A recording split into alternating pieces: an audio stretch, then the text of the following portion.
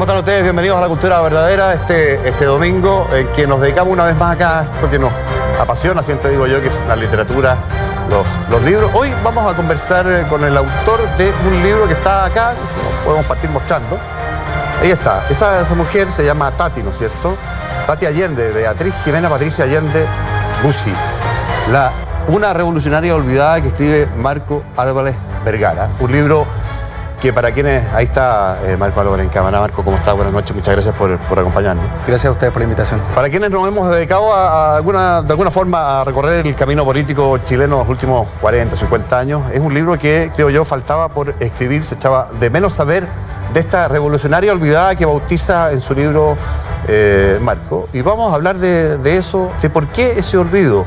¿Quién era esta figura, esta hija segunda de Salvador Allende y Hortensia Bussi, que se suicida el año 77 en La Habana después de haber vivido el golpe de Estado de septiembre de 73 aquí en Chile? Vamos a corte y regresamos con el autor de Tati Allende, una revolucionaria olvidada.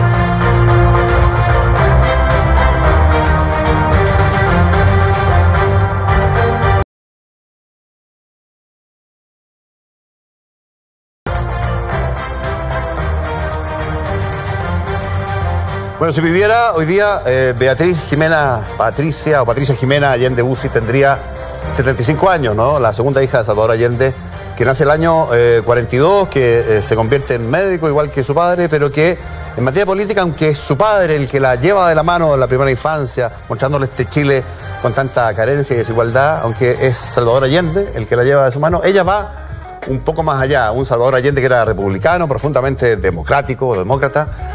Y esta hija segunda que lo acompaña, que es muy cercana a él, su hija más cercana, su hija directa, dicen algunos, que es una revolucionaria, que la vida armada para ella era lo que debía ocurrir, ¿no es verdad? No solo en Chile, sino que en América Latina. ¿Es correcto lo que digo, Marco? ¿Cómo pasa? ¿Quién es Tati Allende? Y te voy a preguntar después de un factor súper relevante que yo creo que hay que considerar. Y tú tienes ahí varios elementos. ¿Por qué esta suerte de olvido, esta suerte de inexistencia para Chile, su pueblo y su historia de esta figura femenina? Bueno, primero decir que Tati es una revolucionaria de su contexto histórico, una revolucionaria que se siente llamada por lo que se ha denominado en la historiografía la nueva izquierda revolucionaria o la nueva izquierda latinoamericana, donde surgen a mitad del siglo XX diferentes organizaciones revolucionarias, guerrilleras, que creen en la lucha armada, creen en la transformación radical de la sociedad y en el socialismo. Tati hay que entenderla dentro de ese contexto histórico. Ella participa toda su vida en la actividad política de diferentes formas, no solo en los 1000 días de la Unidad Popular, donde se convierte en la mano izquierda de Salvador Allende, porque la derecha era la payita. Qué buena figura. La payita era la mano derecha de Salvador Allende, que es otra de las olvidadas también de la historia. Pero a tu segunda pregunta, que es muy importante. Tú escribes este libro desde ese olvido. Mira, yo escribo este libro... Respecto a esta figura. Primero, yo escribo este libro... ¿Fue tan relevante, Primero escribo este libro porque estaba escribiendo otro libro. ¿Ya? Estaba haciendo una biografía sobre Miguel Enríquez, un revolucionario máximo jefe del MIR, revolucionario chileno, muy amigo de la Tati, que se conocieron a los 18 años en la Universidad de Concepción, cuando los dos ingresaron a estudiar medicina. Sí, claro. Estaba haciendo este libro a través de los diarios de vida de Miguel Enríquez, de los cuales soy custodio. De paso, te digo que soy director de la Fundación Miguel Enríquez, si no me retan en la fundación. Además te vale decir. Eso es lo primero. Bueno, marcado el punto. Y estudiando a Miguel Enríquez, la Tati me aparece constantemente y me doy cuenta que el 11 de octubre de este año se van a cumplir 40 años desde que ella decidió partir. Tú dices, ella decide partir, lo noté antes de iniciar la entrevista. Tú no hablas derechamente de suicidio, que es lo que ocurre, sino que ella decide partir, decide terminar su vida, digamos. Te marco el matiz por lo siguiente, y lo comentamos también antes de sentarnos a conversar acá. El suicidio, en la lógica del revolucionario de izquierda, es un mal término, ¿no? O un término probablemente no aceptado o no del todo feliz. ¿Es así lo que te planteo, no? Así es. Bueno, eso es uno de los factores que responde a tu segunda pregunta. ¿Por qué Tati ha sido olvidada? Una de las causas es el suicidio. El suicidio sí es un tabú en las sociedades occidentales. En la cultura revolucionaria, en la cultura de izquierda, es castigado a las cloacas del silencio, al rincón del olvido. ¿Tú sientes que eso pasó con Eso pasó con Tati. La verdad es que nadie quería hablar de Tati. Cuando se comienza la investigación de este texto, realmente nadie quería romper el silencio y bueno, hablemos de Tati con todo el cariño que le tiene la gente con la que ella compartió. Ese es uno de los factores de olvido. Que me dices, Es un tabú. Esto tiene que ver también con nuestra cultura occidental, católica, profundamente pechoña, que más allá de que nosotros, la izquierda puede pertenecer a un mundo más agnóstico o ateo, sigue vinculado a esa cultura. La religión es una cuestión social, va más allá de lo que uno puede profesar o no profesar. Y en ese sentido, el suicidio es algo que la izquierda, sobre todo, sentenció radicalmente en el olvido. No es el ejemplo solo de Tati, está el ejemplo también en otras partes del mundo, como, por darte uno, ahí de Santa María en Cuba, y el mismo Salvador Allende. Cuando Salvador Allende se da a conocer que se había suicidado, por lo menos en algunos lugares del mundo se declaró inmediatamente que había muerto en combate, porque no se podía creer que un revolucionario podría haber sido, podría haber decidido partir. Ahora, la Tati decidió partir. Y eso es un factor importante para poder entender el olvido. Pero por lo menos hay tres más. Que son... Tú me hablabas del sesgo de género, que me llamó mucho la atención. Bueno, el primer en general, que mencionaste al conversar de esto antes de sentarnos era porque es mujer. Bueno, te lo dije primero porque es el más antiguo de todos.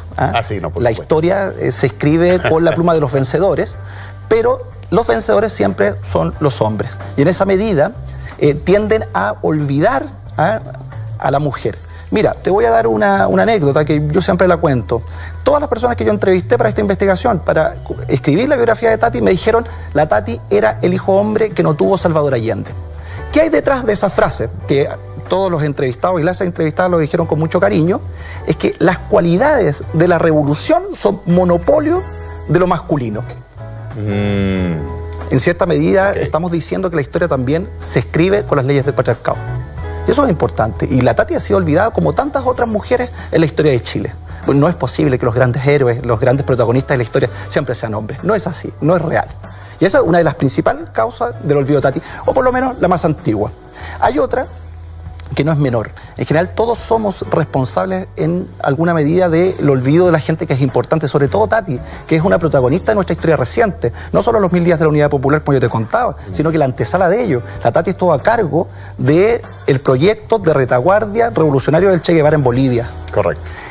Y en la época del destierro, Beatriz se hizo cargo, a través del mandato que le dejó su padre, de poder articular a las izquierdas en el exilio. Esto es previo a la Unidad Popular.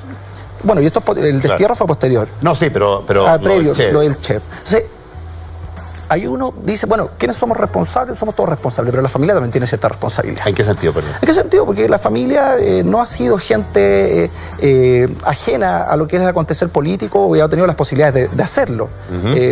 Eso se responde, mira, aquí quiero ser bien claro. Tú tienes, perdón, una mirada crítica respecto a la actitud de la familia. Ahora, de la familia no hablemos de toda la familia. Tati. Mira, yo te lo voy a contar desde otra dimensión. La nieta de Allende hizo un documental. Sí, claro. Allende, mi abuelo Allende, creo que se llama. Sí. Y ahí demuestra un poco el silencio familiar, no solo con la Tati, sino que también con Salvador Allende. Y por lo menos hay dos cuestiones que deja entrever y que se da en el documental. Uno tiene que ver con el dolor, el profundo dolor de la familia. Y ahí uno lo puede entender y lo puede explicar también. No sé, Carmen Paz, la hermana de Tati, la hermana mayor, la primera hija de cuando yo la entrevisté en su casa, ella no podía aguantar el llanto para poder hablar de Tati. Porque además hay una relación muy particular, habría que aclarar eso, pero Carmen Paz nace con algún problema físico, ¿no? ¿Verdad? Sí. Y siendo una hermana mayor, la verdad es que Tati, que es la segunda, luego viene Isabel, la senadora, ¿no es cierto? Siendo la segunda, asume un poco el rol de cuidar a esta hermana que era mayor que ella, que es Carmen Paz, y con la cual genera un lazo afectivo muy fuerte, ¿no? Exacto, un lazo afectivo muy fuerte. Pero lo que quiero que claro que no es la familia. Familia tiene diferente gente y opina de forma distinta y tiene una actitud distinta a cómo relacionarse con la Tati. Pero lo que quería aclarar es que, bueno, la familia olvida también, y como lo dejan bien claro en el documental, primero por el dolor, yo no tengo ninguna duda con eso, pero también por los secretos familiares. Sí. Eso también deja entrever. Ahí hay una cuestión que no es menor, la relación que tenía Beatriz con la Payita. Que la Payita era la compañera también de Salvador Allende hasta su último día. Compañera sentimental. Compañera sentimental. Muchas veces se habla de amante. Yo digo, derechamente fue su compañera. Era su compañera sentimental, su compañera de lucha, y estuvo dispuesta a morir en la moneda por ella. Con la Payita. Muy buena relación. A tal punto es así que cuando decide partir, como dices tú, Le deja la hermana de la Payita el cuidado a sus hijos. Exacto. La Tati. Sí. En Cuba esto. En Cuba. Y no los deja al cuidado de su familia materna que estaba en México. Claro. O sea, hay una relación muy potente. Y ahí hay secretos familiares. Hay un como en todas las familias. Todavía, como en todas las familias. Sí, hay un secreto y se genera un hermetismo para poder hablar de Salvador Allende en ese sentido y para hablar de la Tati. Hay mucho dolor también que también me gustaría, como te lo dije, dar cuenta de aquello. Sí, claro. Dar cuenta de aquello. Pero como cuarto factor, que creo que este es determinante del olvido de la Tati, y que es muy importante recalcar, es que existe una voluntad política para olvidar a Beatriz Allende. ¿Qué quiere decir esto? ¿De quién es? Te lo explico. Tencha, su madre, cuando se realizó el funeral de la Tati en Cuba, en La Habana, ella dijo algo más o menos así: más tarde que temprano se abrirán las grandes alamedas por donde regresará nuestra democracia. Y la Tati... Una versión acomodada de lo que dijo Salvador Allende en su último discurso. Acomodada. Y la Tati pasará por esas grandes alamedas donde el pueblo de Chile le rendirá homenaje por todo lo que hizo y descansará al lado de su padre Salvador. ¿Eso ocurrió? Eso no ocurrió. En 1992, Tati volvió de la mano de su marido cubano, Luis Fernández Oña, y en Chile no se le ha rendido un solo homenaje. ¿Y por qué digo que aquí hay una voluntad política? Porque los que recibieron a Tati en ese momento no eran otros los que estaban dirigiendo el timón del Estado. Sus amigos, sus ex compañeros de lucha, con los cuales ella estuvo dispuesta a dar la vida, estaban en el timón del Estado y se habían convertido en ministros, senadores y diputados. Entonces, yo me pregunto, ¿cómo se puede explicar que una persona tan importante en nuestra historia reciente sea olvidada por sus propios compañeros? En ese sentido, tú dices, le podrían haber hecho un homenaje, se podría haber hecho alguna actividad, alguna calle en nombre de la Tati, siendo ellos gobierno. Y la verdad es que la Tati no ha tenido nada de eso. ¿Tú crees que es parte de estos pactos de la transición con todavía Pinochet como comandante en jefe? Esto era el año 92, gobierno de Elwin. ¿Es eso o es más que eso? Yo creo que tiene que ver con que la Tati representa la dimensión más revolucionaria de Salvador Allende. Okay. Sí, te voy a preguntar. Que incomoda los cimientos de este modelo neoliberal, de los cuales la Concertación, por los últimos 25 años, ha sido su administrador. Y en esa incomodidad, Tati no tiene un espacio en lo que puede ser hoy día la política contingente. La Tati dista mucho, lo que fue la Tati dista mucho de lo que es el Partido Socialista de hoy. Y el Partido Socialista de hoy, digamos, dista mucho, a la vez no tiene nada que ver con lo que es el Partido Socialista que fundó en algún momento Salvador Allende. Y estas son las razones del olvido. ¿Por qué? Te noto que escribes desde una suerte de enamoramiento con el personaje, Marco. ¿Por qué merecería o habría merecido al regresar a Chile la Tati Allende, Beatriz Allende, un homenaje por lo que hizo? ¿Quién fue? Recréanos, ¿quién fue Beatriz Allende? Beatriz Allende. Algunas trazas hemos dado, pero... Exacto. Pero ¿quién fue? ¿Qué importancia tuvo? Tú decías era la mano izquierda de su padre. ¿Desde ahí qué hacía? ¿Qué relevancia tenía? ¿Qué hilos movía? Beatriz Allende, médico de profesión, revolucionaria de oficio, a lo cual dedicó gran parte de su vida. Desde muy joven estuvo dedicada a la causa de los más pobres, a los más desvalidos de este país. Quizá por eso estudió medicina, al igual que su padre, por ese espíritu de transformación, de poder construir un Chile mejor. Tempranamente se vincula a las corrientes revolucionarias al interior del Partido Socialista, se hace cargo en 1967 con otros compañeros del Partido Socialista, con algunos de sus compañeros del Partido Socialista, de formar lo que se denominó el Ejército de Liberación Nacional, sección chilena, que no era otra cosa que la retaguardia del Che Guevara en su guerrilla en Bolivia. A eso se dedicó en las postrimerías de la década de 1960. Pero en 1970, cuando asume la presidencia Salvador Allende, el compañero presidente... 4 de noviembre. El 4 de noviembre, Tati se hace cargo, junto a la Payita, de lo que es la Secretaría Privada de la Moneda. ¿Cuál es el rol que ocupa Tati en los 1000 días de la Unidad Popular? Ella primero se puso a disposición de presionar para que se cumpliera el programa de la Unidad Popular. Hoy día que se habla tanto de programas, que da lo mismo que exista o no exista programa porque no se cumple. Bueno, la Tati estuvo ahí, detrás de Salvador Allende, presionando y muchas veces en debate permanente con él para que se pudieran cumplir las medidas de la Unidad Popular. Estuvo a cargo también... Ese debate con su padre es interesante porque tenían una mirada de cómo hacer el gobierno, cómo llegar al socialismo muy distinta. Allende era yo decía al comienzo, un republicano, hijo de su tiempo, ¿no es cierto?, un demócrata profundo, Pero Tati Allende tenía una mirada más rápida y la Vía Armada también estaba dentro de ese camino, ¿no? En enero de 1970, cuando los partidos de la Unidad Popular deciden elegir a Salvador Allende como su candidato a la presidencia, que fue complejo, sí. No, porque digamos que la elección anterior de 1964 claro. no le había ido tan bien como la de 1958. Claro. Cuando ahí estuvo muy cerca. Lo eligen candidato de la Unidad Popular, Tati le deja una nota y le dice, bueno papá, tú sabes que yo no creo en tu vía. Porque los ricos jamás... No creo en tu vía. En tu vía, porque los ricos jamás van a entregar sus privilegios de forma pacífica. Pero bueno, independiente de aquello, Tati nunca dejó de creer en la vía revolucionaria.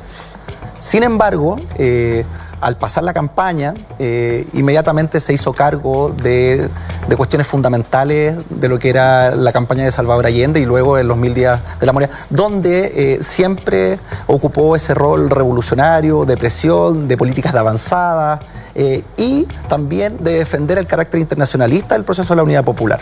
Persona que llegara de otro país que requería asilo, requería refugio, la Tati estaba ahí en disposición. Hay varias anécdotas que se cuentan. ¿Y cómo era la relación de ella, de esta hija dilecta o preferida, si es que lo era, creo, tengo la impresión de que sí, de Salvador Allende, con este presidente que tenía convicciones algo más apaciguadas que ella? ¿Era una relación difícil en lo cotidiano? Primero, ahí existe una relación muy difícil de poder describir. El cariño, el amor profundo que existía entre Tati y Salvador Allende y Chicho. Chicho. Realmente es difícil de poder explicar. Existía una compenetración desde el punto de vista político, desde el punto de vista de las afinidades, desde todos los puntos de vista. Sin embargo, como lo veníamos conversando también, Salvador Allende es hijo de su contexto histórico y la Tati también de ella. Son procesos distintos. El joven de la posguerra, si no es revolucionario, no es nada. No es nada. Y ahí se sitúa... De la possegunda guerra. La possegunda guerra, y ahí se sitúa Tati. Y la relación de ellos es de mucho amor, de mucho respeto. En general, Tati pasaba todos los fines de semana en Cañaveral, que era la casa de la Payita, donde Tati pasaba con él, o Tati lo seguía donde él estuviera. Pero desde el punto de vista político, ella no tenía ningún tipo de empacho, como se llama, en decirle las cosas como corresponde. Entonces, en los 1000 días de la Unidad Popular tuvieron más de algún tipo de discusión por cuestiones programáticas, por cuestiones de logística, de la cotidianidad, de política. Tati fue la que más empujó para que se pudiera nacionalizar el cobre. Ahí en el libro también sale una anécdota que es muy bonita. Eso sigue el 72, eso. Eso el 72. Y 71, ¿no? 71. Sí, 71. Tati tenía un cuadro de un pintor cubano, que no lo podría pronunciar, Potrero, algo así. Ya. Y a Salvador Allende le encantaba la pintura. No tanto como para que hoy día lo quieran pintar solo como un amante de la pintura, sino que Salvador Allende también era un revolucionario de su época. Y en ese contexto, Salvador Allende siempre le pedía que le regalara el cuadro que estaba en la casa de la Tati. La Tati le dijo, no, yo te voy a regalar el cuadro el día que tú nacionalizas el cobre. El día que nacionalizó el cobre, Salvador Allende pasa de vuelta a la casa de la Tati no estaba, saca el cuadro y le deja una notita y le dijo, llegó el día, me llegó el cuadro. Entonces, esa es la vinculación que tenía la Tati con Salvador Allende. Que era muy pura, muy respetuosa, de mucho cariño, de un amor profundo, pero también con diferencia de hacer las cosas, de ver las cosas, pero Tati siempre estuvo detrás lealmente, al igual que la Payita, con su padre. Naveguemos desde el día del golpe del 11 de septiembre a este 11 de octubre del 77, ¿no? Cuando se suicida o decide partir, como tú lo denominas, Tati Allende. Quedándonos primero en el día del golpe mismo, yo creo que tiene que ver con el proceso que viene después. Que se ha descrito de las pocas cosas que son más públicas, esta sensación que habría tenido Tati Allende ese día del golpe de haber dejado o abandonado o haber obedecido de alguna manera la instrucción de su padre de irse de La Moneda durante el ataque de las fuerzas del ejército.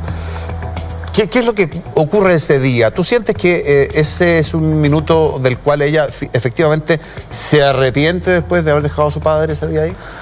Mira, yo he pensado harto en ese momento, no solo para escribir el libro, sino que después, para poder entender, porque en cierta medida se hace responsable a que Tati no quiso dejar solo a su papá. Sí. Pero lo que yo creo es algo que es lo mismo, pero no es igual. Yo creo que Tati nunca se perdonó no haber combatido, porque ella estaba preparada para poder combatir, ese era su camino. Y acá hay algo que es importante. Salvador Allende, bajo todos los medios, la presionó para que ella saliera. Primero se lo dijo, la Tati lo miró con una cara. Isabel también, que estaba la Isabel también. Claro. Luego la presionó, después la obligó y después le entregó el mandato de poder articular a las izquierdas en el exilio. Y con ese mandato ella sí sale. El día que Tati sale, el 11 de septiembre, cruza el umbral de Morandé 80, Tati nunca más fue la misma. Tati tenía dos mujeres a las cuales admiraba profundamente. Dos guerrilleras. Una, que es Tamara Bunke, que muere combatiendo en la guerrilla de El Che, en Bolivia, con varios meses de embarazo. Y la otra es una combatiente llamada Maya, con la cual se formó militarmente en Cuba y que murió en Cochabamba en un enfrentamiento. Ese nombre también, que le pone y por eso le pone a su hija mayor, le coloca Maya. ¿Pero por qué te digo esto? Sí. Porque el mandato que le entrega y la presión que le da Salvador Allende para salir, en cierta medida, era porque ya tenía 8 meses de embarazo. Además, te iba a decir. Y sus principales ejemplos, sus principales referencias eran dos mujeres que habían caído combatientes embarazadas. Entonces el embarazo para ella nunca fue una justificación de haber salido de la moneda. Ella consideró siempre que su lugar de combate, en el lugar donde ella tendría que haber caído combatiendo o tendría que haber luchado hasta el final, era la moneda. Porque la Tati, si bien estaba apoyando el gobierno de la Unidad Popular, la Tati era una revolucionaria y estaba preparada para ello. Te cuento, para ingresar a la moneda, Tati ingresa con pistola en mano, porque los militares ya no la querían dejar pasar. Ahí estaba su puesto de combate. Y eso no se lo perdona a ella. Y como no se lo perdona, a los 2 años del destierro en Cuba, en el año 1975 aproximadamente, cuando se comienza a hablar de la posibilidad de retornar al país para poder resistir desde el punto de vista armado a la dictadura fascista, Tati fue la primera que levantó la mano. Y el secretario general de su partido, quien es Carlos Altamirano, le dijo que no, que ella era mucho más necesaria en Cuba. En la articulación. En la articulación. Se lo pidió a Fidel Castro, con el cual era muy cercano, sí. Y Fidel le dijo que no. Todos le dijeron que no.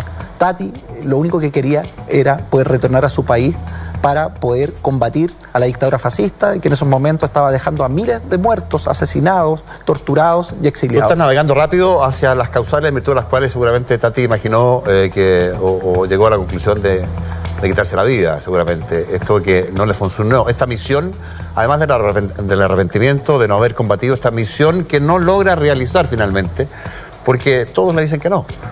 Que no se puede volver a Chile a combatir. Castro le dice que no, Carlos Altamirano también se opone, en fin. ¿Tú crees que ahí hay una causa? Son muchas causas. El suicidio. ¿De ese suicidio? ¿O hay algo también de...?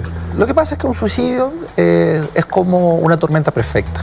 Son varios factores los que tienen que... ¿Pero cómo buscaste eso? ¿Con qué te encontraste? Yo me encontré con varias cosas, y por lo tanto no se puede responsabilizar solo o determinar una causa con la producción, con su efecto determinado, que es el suicidio. No es tan fácil. No es tan fácil. Tati, al salir al exilio, se hace cargo del Comité de Solidaridad Antifascista con Chile. Correcto. Y comienza a recibir a sus compañeros, a gente que viene saliendo de la cárcel. Recordemos que en este país se torturaba de una forma feroz, con las peores atrocidades, y Tati comienza a absorber todo lo que está ocurriendo en el país sin poder regresar, como ya lo habíamos conversado. Desde el punto de vista íntimo, familiar, su relación con su marido no era de las mejores. Eso también se establece en el libro, pero eso tampoco por sí solo puede explicar. Un conflicto familiar, digamos. El conflicto familiar. Chile también deja en cierta medida de ser de importancia a nivel mundial como fenómeno revolucionario. Comienzan a aparecer otros espacios en Latinoamérica donde Chile ya a 3 años del golpe de Estado en Chile ya se entendía de que la dictadura se iba a profundizar y que esto por lo menos tenía más de 10 años más en el poder. Y en ese sentido, Tati ya ve lejano ese proceso. Pero Tati, ¿qué es lo que le ocurre? Entra en una profunda depresión donde el día y la noche se ponen de acuerdo para poder hacer insoportable la vida. En la noche no dormía y de día no podía cumplir con sus obligaciones. En cierta medida, podríamos hablar de... Si podríamos calificar su suicidio, hay algo de altruismo también, el suicidio altruista que dice Durkheim, que tiene que ver como cuando uno ya no tiene las capacidades de poder dar a los otros. Y en ese sentido Tati ya sentía que no podía dar todas sus fuerzas, siendo una mujer muy profesional, disciplinada y comprometida con la causa, con las causas transformadoras, ya no podía cumplir con todas las obligaciones que tenía. Recordemos que Tati viajó por el mundo para activar la solidaridad con Chile. Viajó por el mundo tratando de articular a las izquierdas chilenas. Cuestión un poco difícil que no se ha logrado nunca o casi nunca en nuestra historia reciente. Y Tati tuvo ese mandato, que es el mandato que le dejó Salvador Allende, de poder articularlo. Y cuando se encuentra rápidamente que esa unidad era imposible, te doy un ejemplo. Tati hizo todo lo posible para que el máximo líder de la izquierda revolucionaria chilena, Miguel Enríquez, el primer año o incluso en el tiempo de la Unidad Popular, con Luis Corbalán, que era el secretario general del Partido Comunista, se pudieran reunir. Nunca se reunieron. Entonces, el nivel de sectarismo que estamos hablando, ¿cómo es posible que las dos expresiones, tanto de la reforma como de la revolución en Chile, no se pudieran juntar nunca? Bueno, eso fue principalmente el Partido Comunista, que nunca estuvo dispuesto a poder dialogar con las fuerzas revolucionarias. Llegamos a este suicidio, las causas, pero también en las consecuencias, y comentábamos ahí esta relación difícil con esa parte de la familia que sobrevive en el exilio en México. Y ella tenía a la sazón, a Tati, dos hijos, ¿no? Maya y su hijo, un hijo hombre, si no me Exacto. Alejandro. Y hay una anécdota ahí porque parece que Castro, para evitar que se perdiera el apellido Allende, que iba de segundo en este caso, ordena vía algún decreto que se inviertan, y es Alejo Allende Fernández, este chico, ¿no? Así es. Y el que reside hoy día en Oakland. Claro. Oakland. Un saludo si me ve, Alejandro. Claro. Muy buen tipo.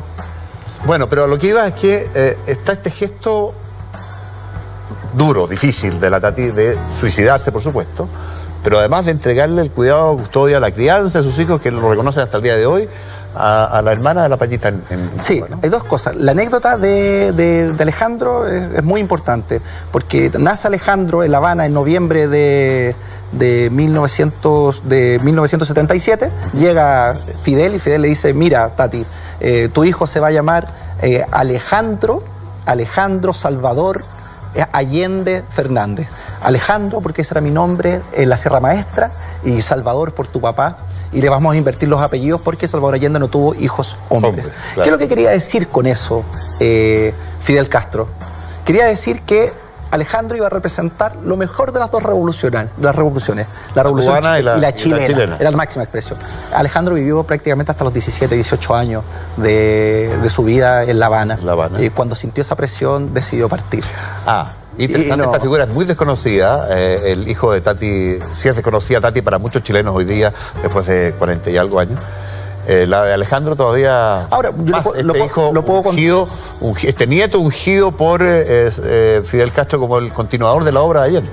Exacto, yo lo puedo contar porque él lo ha contado en los medios de comunicación. Sí. Él a los 17, 18 años, él sintió que era homosexual. En general, en ese tiempo, en el mundo entero, era castigada la homosexualidad, en Cuba también. Y él decide partir, llega a Chile. En Chile siente también la carga de ser el nieto de Allende, el hijo de la Tati, y también siente esa carga y decide irse a Oakland, donde trabaja como administrativo y donde es muy feliz con su compañero y vive feliz. La verdad es que uno no tiene por qué asumir esas responsabilidades en la vida, pero Alejandro tiene una vida bien particular. Y lo que tú me estabas preguntando, dejar el cuidado de Alejandro y la Maya de la hermana de la Payita, Mixi, exacto. Mixi Contreras. Aquí quiero aclarar algo. En los medios en algunas entrevistas, más de alguien de la familia ha dicho que Tati se sentía secuestrada en Cuba y a eso le atribuye un factor de su suicidio. ¿Quién de la familia, recuérdame, ha dicho eso? Creo que su hermana, a la que se mayor como publicidad. O Carmen Paz.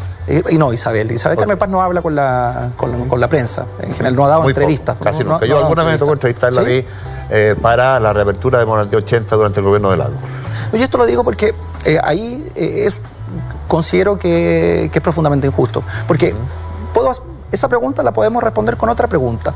¿Cómo una persona que se sentía secuestrada va a dejar a sus hijos, a Maya y a Alejandro, al cuidado de la revolución? En el secuestro permanente. En el secuestro permanente es un poco ilógico. Beatriz era una profunda admiradora de la Revolución Cubana.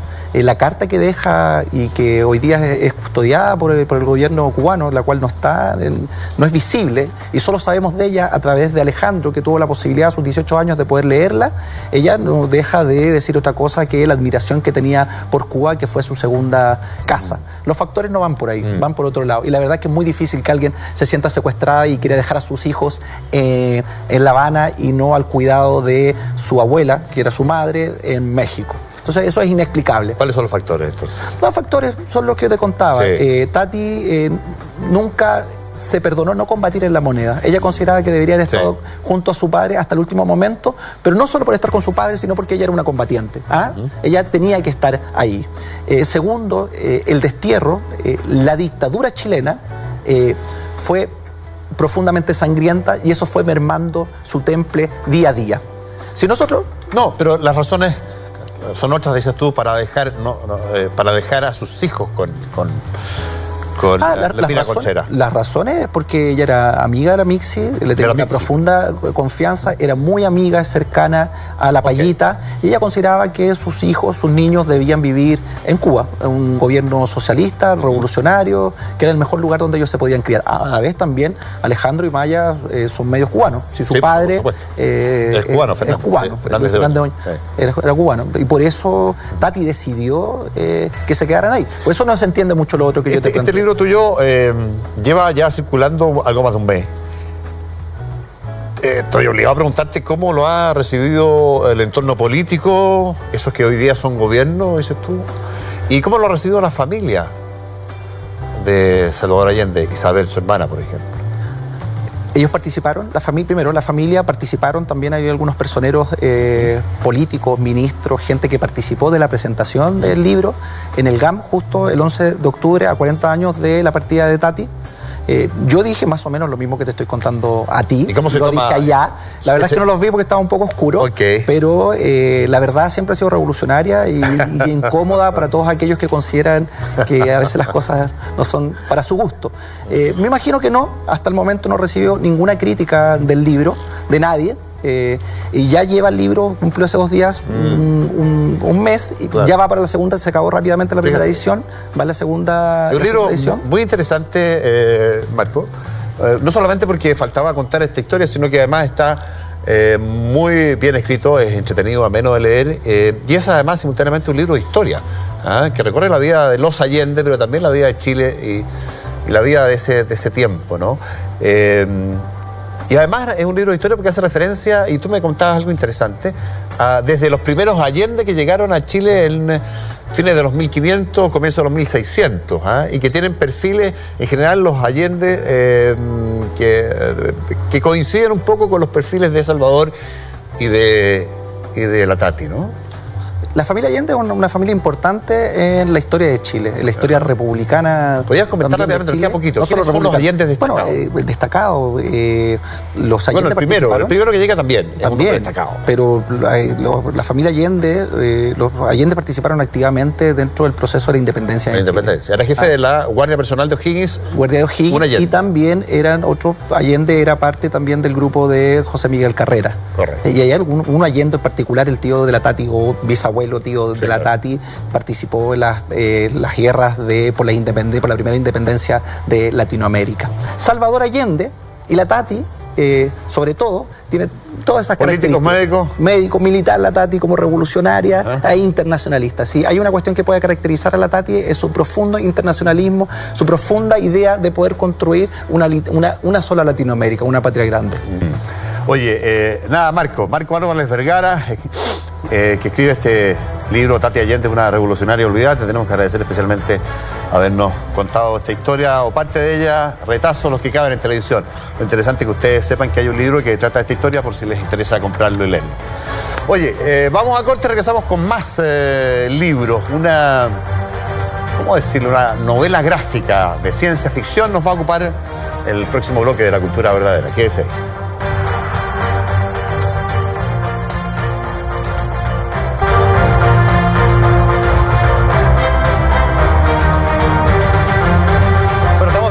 vuelta en la cultura verdadera con esto que tanto nos gusta hacer acá o comentar acá, que es la literatura, los libros que han marcado esta temporada, ¿no es cierto? Vamos a hablar de un libro bien diferente del que venimos, de esta vida de Tati Allende, de esta reconstrucción de su vida, de la vida también de su padre, en parte. Bien interesante la conversa que tuvimos recién. Y vamos a hablar de un libro también bien interesante, pero muy diferente a ese, que se llama, mostrémoslo si podemos, chicos, se llama, ahí está, Alex Nemo, que es de, déjame leer el subtítulo bien ahí, La Hermandad del Nautilus, de Ortega y Martínez, que no son como Ortega y Gasset de una sola persona, sino que son dos autores, que están los dos convidados hoy día acá a instalarse, Francisco Ortega y Gonzalo Martínez. Voy a tomar este libro, si me permiten, a los dos, bienvenidos. Muchas gracias Francisco, por la invitación. Gonzalo, déjenme leer la contratapa para yo introducir a quienes nos están viendo de qué más o menos se trata esto. Este libro es simultáneamente una novela gráfica y un libro de ciencia ficción, ¿no es verdad? De las dos cosas yo diría que están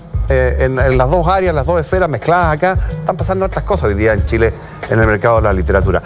Paso a leer, dice: una noche de tormenta, Alex descubre que su madre ha desaparecido. Buscando respuestas a este misterio, su abuelo, Oreste, le revela el secreto para trasladarse al espacio y el tiempo de las obras literarias más apreciadas para ambos. Alex y su abuelo visitarán los mundos de Charles Dickens, de Tolkien, de Lovecraft y en especial el universo de Julio Verne. Este libro tiene reminiscencias de varias cosas, vamos a conversar. Donde van a recibir la ayuda de los personajes de 20.000 leguas de viaje submarino y de la isla misteriosa para reunir pistas que los conduzcan a esta mamá que se ha extraviado misteriosamente en una noche de tormenta. Bueno, Francisco Ortega, ustedes lo conocen, a Gonzalo tal vez un poco menos, así que nada, los vuelvo a presentar, les doy la bienvenida a los dos. Gracias. Francisco lo hemos tenido antes acá presentando sus otras o anteriores creaciones. ¿Esta la presentaste o la presentaron ambos en la Filsa que terminó hace unos días ya? Sí, la segunda fue el segundo fin de semana de Filsa. Sí. En la tiene Feria Internacional poquito del Libro el libro, tiene como 2 o 3 semanas. De Santiago. Bueno, le agradecemos especialmente a Pancho estar acá porque el hombre de la mala pata o de la buena pata, como quiera uno verlo. No, ya parece que está buena, pero... La salvaste. Pero fue un... Sí. Pasamos por un periodo como... Estábamos juntos en el sur. Claro, con Gonzalo. Estábamos promocionando Mocha Dick en septiembre, en la última escuela del mundo, porque es la última escuela del mundo, la de Puerto Toro, como 50 kilómetros después del Cabo de Horno. Y fuimos con una delegación del Consejo de Cultura y en un barco de la Armada, en una lancha oceánica. Todo bien, súper bonito. Darle una charla a 2 niños no deja de ser especial. Y en la vuelta nos agarró un tren de ola y... una ola de 9 metros dio vuelta a esta embarcación. No la dio vuelta. Menos mal que no la dio vuelta, porque si no la dio vuelta pasábamos a mejor a otra vida. Fue, ya. Pero fue la lancha atravesó la ola. Estas lanchas están diseñadas para surfear las olas. Perfecto. Pero esta era una pared. Yo iba adelante, entonces veo una pared de espuma. Se acerca violentamente. Y no sé cuántos metros. Yo digo 9, otros dicen 8, hasta 10 metros. Yo veo una pared como la película de George Clooney y la tormenta perfecta. Y la lancha se la atraviesa, se mete por dentro. Perdona. Y al caer, al salir, al vacío sale. Cae un vacío y ahí saltamos todos, volamos todos. Y yo tuve la mala suerte que 2 niñas que estaban agarradas de mí. Nada, pues yo me resbalé, ellas se resbalaron encima mío, una me pasó por encima de la pierna, me la dio vuelta. Ahí se quebró automáticamente. Se me quebró, ¿no? Si yo vi la pierna así. Y ella cayó con el hombro y se quebró el húmero. El húmero.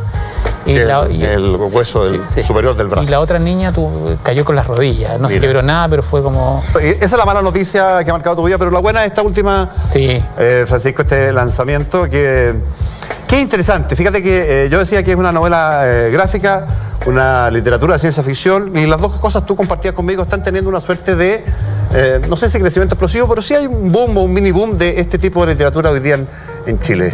¿Tú compartes? Más, yo diría que más, incluso porque ciencia ficción es como reducir mucho. Yo creo que es literatura de aventura. Literatura de aventura, y dentro de la aventura puede ser fantasía, puede ser ciencia ficción.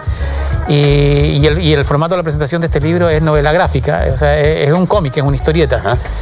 Y lo que hablábamos con Gonzalo, yo lo que siento es que, y comparto la opinión de Gonzalo, es que se está leyendo mucho autor nacional. Lo conversábamos antes también, hay una especie de boom de autor nacional que tiene que ver con esto, pero también tiene que ver con el revisionismo histórico, con lo que han hecho para acercar a la gente a la literatura de ese tipo, autores como Baradit y otros que han tenido mucho éxito en términos de venta. Y Tromben también, ¿qué tal? Por supuesto. Tromben, Carlos Vaso. No, y los mismos libros Pancho anteriores también les ha ido fantásticamente bien. En los libros científicos también hay un boom como en general de autores nacionales. Como que estamos queriendo. Tenía esa sensación. Sí, no, y no es reciente, es una cosa que uno va viendo en el último tiempo, sobre todo, yo tengo 56 años, si uno se compara con años anteriores en donde todo lo nacional era muy mal visto y lo extranjero era lo...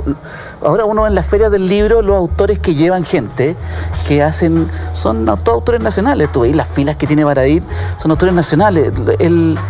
Y dentro de esa cantidad de interés por los autores nacionales, hay mucho interés por la cultura en general.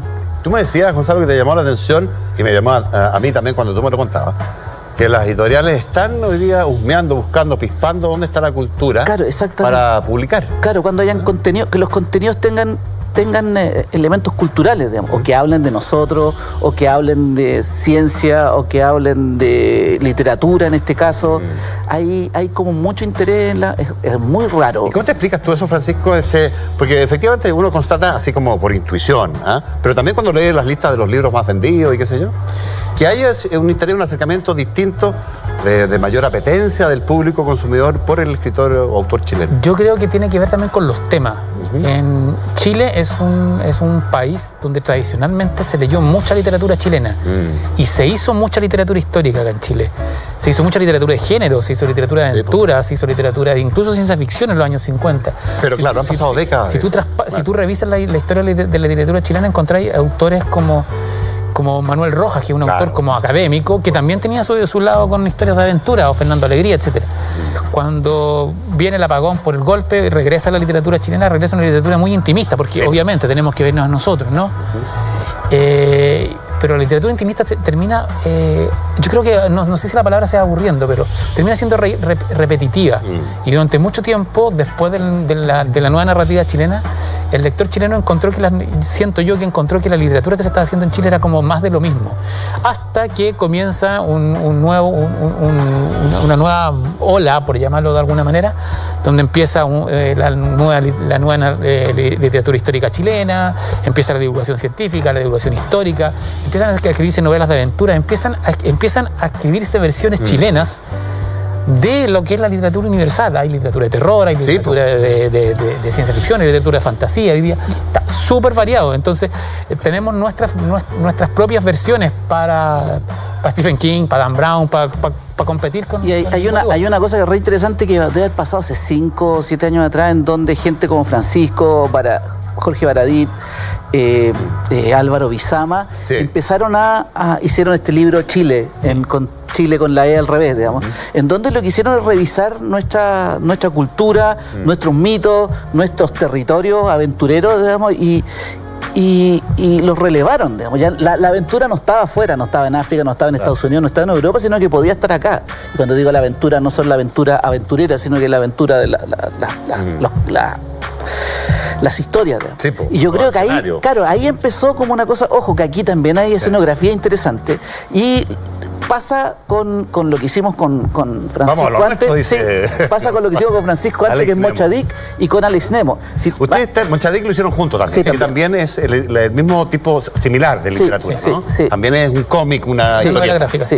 Claro, y de alguna manera lo que hicimos en Mochadic que fue, entre comillas, muy exitosa también. Y no solo en Chile, es una novela gráfica que a nosotros nos da mucha... Leía que como 20.000 en Argentina. En Colombia. En Colombia y en México es como... Nosotros, por ejemplo, nunca hemos ido a Colombia a hacer promoción del libro y es... Donde más se ha vendido. Donde más se vende, se vende más que acá. Es un gran mercado en términos de cantidad de lectores. Y en ese sentido, Mochadic fue como recuperar la ballena blanca, que es un mito universal, a través por Melville, por Moby Dick, buscar el origen chileno del mito. Entonces escarbamos en los mitos mapuche, en los mitos balleneros del principio del siglo XXI. Y de alguna manera acá también, si bien Julio Verne nunca vino a Chile, sus novelas ambientó muchas novelas acá en Chile. Están muy ancladas acá. Se dice que Julio Verne fue a Argentina en el año a principios del siglo XX. Entonces quisimos hacer un homenaje a Julio Verne, a los libros de Julio Verne, a través de un grupo de chilenos, de personajes que viven en Castro, después viven en Santiago, y que descubren el modo de viajar a través de los libros de Julio Verne. Es interesante, Pancho. Yo decía al inicio, ya estamos derechamente hablando de Alex Nemo, esta última creación de Francisco Gonzalo.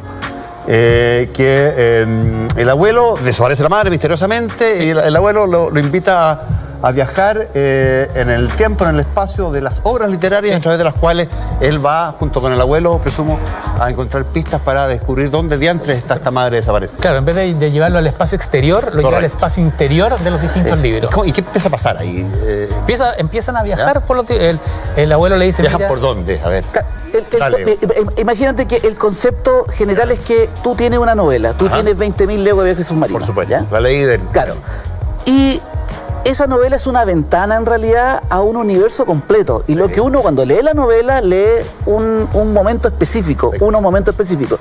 Uno podría entrar a ese universo y vivir ese mundo. Y reampliarlo. Claro, inclusive sin encontrarte con el Capitán Nemo. Por supuesto. Porque son tan potentes esas novelas en su construcción imaginaria que tienen esa capacidad, que de eso es lo que hablamos con Francisco. Hay autores que construyen mundos, que son los peligrosos, digamos, porque está en su potencia que esos mundos efectivamente se construyen en una realidad paralela y los libros son esa ventana. Hay una metáfora a la lectura, digamos, hay una metáfora al amor que uno tenía por la lectura que siempre tenía. Entonces, ese es el concepto. En algún momento, el abuelo de Alex y la mamá de Alex viajan al mundo de Capitán Nemo. Y la mamá de Alex queda embarazada del Capitán Nemo y el papá de Alex es el Capitán Nemo. Cosa que le parece muy mal al abuelo, vuelven. Todo esto no pasa en el libro, esto es pre-libro. Vuelven y Alex se cría sin saber quién era su papá, digamos, le inventan un Todo papá. el mundo sabe menos Alex. Claro, eso es lo bonito. Tú, yo, sí, la gente... Desde la portada, desde el título, todos saben, incluidos los personajes, menos Alex. Claro, menos Alex. Entonces, y Alex se cría con una idea de otro papá. En algún momento cuando desaparece la mamá, el abuelo dice, aquí hay algo raro, porque ve que no desapareció, no se la raptaron. Sí, claro. Y ahí parte esa búsqueda, y ahí le enseña a su... Y es bonita esa... O sea, que lata que lo diga yo tan cerca, pero es bonita esa metáfora, digamos, del abuelo que le enseña el valor de los libros a este joven. Y básicamente el modo de meterse en este doble verso no es que sea gente elegida, no es como Harry Potter. De hecho, la idea es que cualquiera puede, si aprende el modo de entrar, puede hacerlo. Tú podrías en tu casa. ¿Sí? Claro, sí. Tendría que abrirme puertas. Solo basta tener un librero, iluminarlo con el primer rayo del sol y poner en una de las filas 2 primeras ediciones en el idioma original del libro al que tú querías entrar, como una puerta, claro, una suerte de puerta, y tener otras tres ediciones que pueden ser en cualquier idioma y empezar a jugar hasta que se abre. Entonces, el abuelo le enseña a viajar, le enseña viajando y lo mete primero a los mundos de Charles Dickens. Ellos entran a Oliver Twist. Ah, qué bien. Entonces, cuando sale, le dice, ya, ahora la cuestión es de verdad, ahora vamos a ir a buscar a tu mamá. Van y vienen, es un ensayo con Claro, y después le muestra que también se puede meter al mundo de los dioses de Lovecraft, a la Tierra Media de Tolkien, a Fundación Imperio de Asimov. Y hasta que finalmente le dice, ya, tu mamá está... Le cuenta sin contarle la historia de su papá, pero Alex es súper pillo, lo descubre solo. Sí. Y le dice, ya, ahora vamos a ir a buscar a tu papá a los mundos de Julio Verne. Entonces entran al mundo de 20.000 leguas de viaje submarino.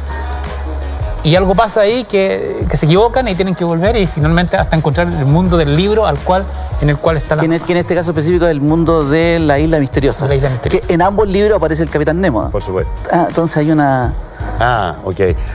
Hablando antes de que tú llegaras, pues tuvimos maquillaje, antes que tú llegaras, Gonzalo, le decía yo a Francisco que era un ejercicio de nostalgia porque este libro, en particular por algunas razones curiosas, que los libros de Verne, que es un homenaje, decías tú, a Verne, de alguna manera, también a otras cosas, pero a Verne, no son los libros que leen hoy día mis hijos y probablemente los de ustedes o qué sé yo, no están en el currículum del colegio, no son los libros que obligatoriamente el ministerio pone en lista y sin embargo todos nosotros, ustedes seguramente también, leyeron a Verne y por ahí entraron a fascinarse por esos mundos, ¿no? Entonces hay una morriña y hay un echar de menos eso que no existe hoy. Hay un homenaje a hartas cosas. A Mampato también me decías sí, tú. Eso a lo mejor más por Gonzalo que dibuja este. No, es que nosotros somos hijos de la cultura de la revista Mampato, no solo de la historieta Mampato, sino de la revista Mampato, sí, que era un magazine cultural que formó a toda una generación. Sí. Había una cosa que tenía esa revista que le hablaba a la gente, a los niños, de igual a igual. No era, miren niños, no, sí, y era muy exigente, los artículos eran muy exigentes. Sí, claro. Esa cosa de ahora de que a los niños hay que aguarles todo, me parece horrible, digamos. No, a mí me gustaba mucho esa. Y es lo que hacemos acá, digamos, nosotros no le decimos esto es para niños de 8 a 88 años. No hacemos esa distinción de literatura para niños, para jóvenes o para adultos. Y a nosotros nos encantaría que un cabro de 8, de 11 años que lee este cómic diga, ¿y Julio Verne? ¿Quién es Julio Verne? Sí, y empieza a descubrirlo. Sí. Porque encontramos que Julio Verne es un autor que uno siempre termina redescubriendo. Mucho, y llegando a... Porque no solo fue un autor que es famoso por haber inventado el submarino, el viaje a la luna, etc. Verne se adelantó a hartas cosas. Verne se adelantó a la industria editorial como la entendemos hoy día. Verne era una empresa, era un autor que era una empresa que tenía incluso ayudantes que se encargaban de comprarle historias tú tenías una historia, sí, claro, que se te ocurre y tú ibas a la oficina de Verne y Verne te la compraba y le escribía él y le ponía su nombre. Entonces era como... Las obras completas de Verne son muchísimas, gigantescas. O sea, Verne inventó la literatura comercial de alguna manera, con Dickens. Por eso está Dickens acá. También una aclaración de principio contra cierta crítica que dice el bestseller, la novela comercial, le hace daño a la literatura. Dickens y Verne inventaron el bestseller y nadie estaría... O sea, Dickens vendía sus novelas en pasquines coleccionables para que la gente todos los martes fuera... Además, es tan bonito decirle Julio Verne cuando en otras partes se le dice Jules Verne. Y nosotros nos apropiamos y seguimos diciéndole Julio Verne. Oye, mientras ustedes siguen hablando, yo no sé si la cámara puede ayudarme a ir hojeando esto. Los vamos hojeando mientras conversamos nomás. Para ir mostrando de qué se trata. Para que vean ustedes las imágenes de los monos, las creaciones de este cómic, de esta historieta, en buenas cuentas. Mira, ahí hay un calamar gigante. Esto es absolutamente Verne. Es lo que le pasó a Pancho ahora en el... Se lo quiso llevar ahí. Esa es la verdadera historia. Es una viñeta que también está en Mocha Dick y se la debemos a... Hay una frase que tiene Félix Vega, que es un autor que hizo Juan Buscamares, que es como un rockstar del cómic chileno afuera y acá, que él hizo la portada. Y una vez conversando dijo que lo más parecido que él había visto de niño al combate, a la pelea entre un dios y un demonio, era una ilustración en un Mampato donde sale un cachalote peleando con un calamar gigante. Claro. Y es verdad, claro. Es como el encuentro es como la lucha más titánica que hoy día se da en la naturaleza. Y nosotros la quisimos homenajear ahí como que los humanos se ponen de parte del cachalote. Bien, nos vino a salvar de este monstruo con tentáculos. Además, bonito eso de que ahí no hay ninguna, a pesar de que están en un mundo de fantasía, el cachalote y el calamar gigante son cosas que uno se puede encontrar, digamos. O sea, los calamares gigantes ya hay grabaciones. Digamos, existen, claro. O sea, la maravilla, bueno, nuevamente volvemos a ver, la maravilla de la aventura que está ahí afuera esperándonos, está absolutamente disponible. Nos quedan 30 segundos, seguramente voy a dejar este libro acá para despedirnos y mostrarlo. Nos queda suficiente para decir qué otra manifestación hay acá, mezcla o homenaje, ¿a qué nos falta mencionar, Francisco o Gonzalo? Es un libro bien amoroso hacia una generación que se crió con enciclopedias en vez de Google. Es un guiño a esa... Sí, los que tuvimos la enciclopedia Salvat Codex, los que vimos dinosaurios cuando chicos en esta revista. Es bien nostálgica la historia, pero también es una historia moderna. Es una historia que está contada con los códigos de un Harry Potter. El personaje no es un chosen one, no es un elegido como Harry Potter, pero se comporta como Harry Potter. Es un cabro que tiene 14 años, 15 años, que le gusta una niña, que se enamora, que sufre. Claro, intentamos que hubiera empatía entre este personaje y sus lectores, digamos. No es alguien insufrible, digamos. ¿Y habrá alguna posibilidad de que un niño de 11 años como el que yo tengo en la casa le interese? Sí, fíjate que por lo menos la feria del libro funcionó harto con los... Nosotros recién estamos empezando con la promoción, vamos a estar en la harta librería, yo creo que en los próximos fines de semana. Pero Pero yo creo que sí, es un libro de 8 a 88 años, un libro que lo puede disfrutar cualquier persona. Sí, porque deslizaste por ahí que este es un libro nostálgico para los que vivieron ciertas experiencias literarias y qué sé yo, que hoy día no tienen 10 años ni 15, tienen 50. Sí, lo que pasa es que igual tratamos de trabajarlo en varios niveles, como las películas de Pixar. Yo sé que es ambicioso, pero claro, hay... Y queremos que Pixar haga la versión en cine. Desde acá le dejamos caer a Pixar. Claro, tiene distintos niveles de lectura, digamos. Está el nivel de lectura para los lectores que somos nosotros, pero también está el nivel de lectura para gente más joven. Y si eso les da la obligación le abre el mundo a posibles lecturas futuras, tanto mejor. Oye, no nos queda nada, Francisco y Gonzalo, muchas gracias por habernos acompañado. Gracias a usted. Hablando de esto que es estructuralmente tan interesante, novedoso. Me gusta la estructura que proponen. Nada, se nos fue volando el rato, así que tenemos que empezar a despedirnos. Les agradecemos haber estado ahí en este recorrido de libros de literatura que hemos hecho con primero esta historia de Tati Allende y esta ciencia ficción que nos ha llenado la cabeza de imaginación, de lugares inesperados, misteriosos, ¿no? De terror. Así que nada, nos despedimos. Que lo pasen bien. Agradecemos como siempre la sintonía. Buenas noches.